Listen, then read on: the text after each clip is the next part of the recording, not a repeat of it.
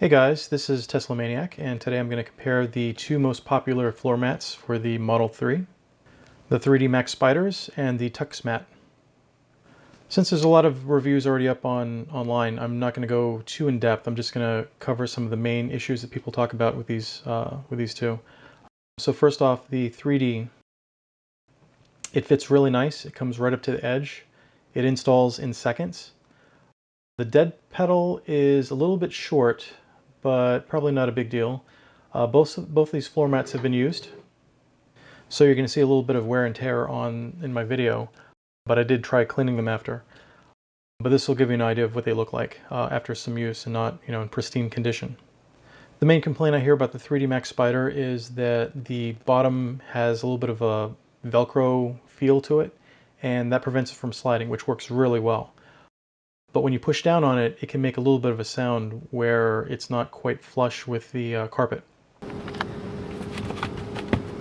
Personally, I haven't found any issue with it. I think people just shifting around in their seats makes more noise than anything the carpet does. The top surface is, it has like a light rubbery feel to it, so for your shoes and everything, you're not going to slip on it. It's got some grip to it. Another complaint people have is this 3D logo. If you have a all-wheel drive car, this logo is actually perfect because you have a Model 3 and it's got dual motors.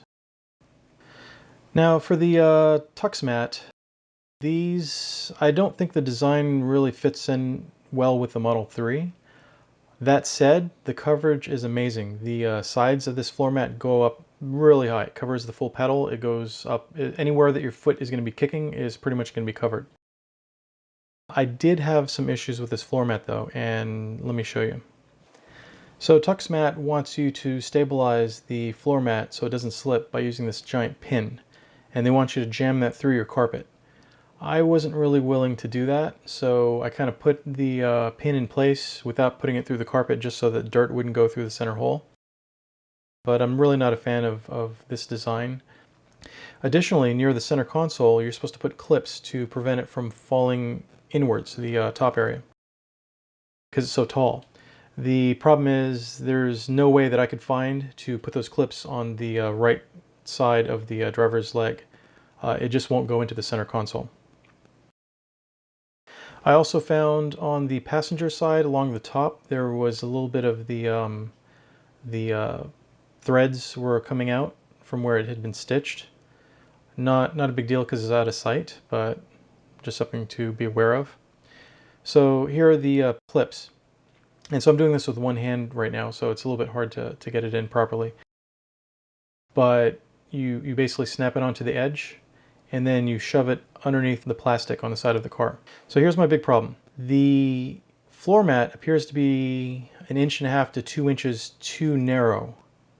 And so let me try to show this as best as I can. Basically, anytime I get out of the car, the floor mat will move. Even if I try stepping out really gently, it's just unavoidable over time. And so the floor mat has that much play and it moves to the right, and then I can move it back to the left, but it's constantly moving. And maybe it wouldn't be a big deal, except that when it's to the right, it has this large gap.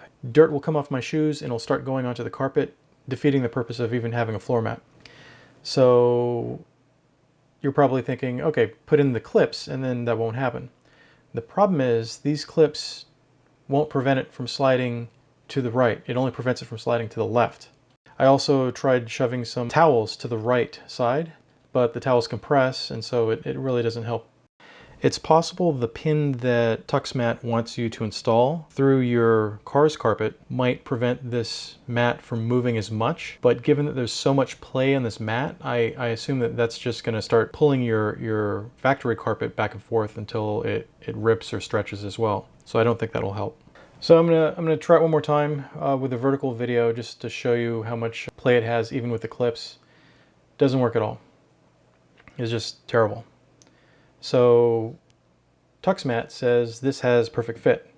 I don't see it, so I contacted TuxMat thinking, maybe they weren't aware. And I talked to them on Facebook and they're pretty responsive. But they basically told me that, yeah, we don't believe you at first. And then they said, well, no one else has this problem. And they said maybe I can use more Velcro. So I don't like the Velcro that comes with the kit. It leaves some residue on the carpet. I didn't like using it, even though I did put them in, the ones that had come with the kit.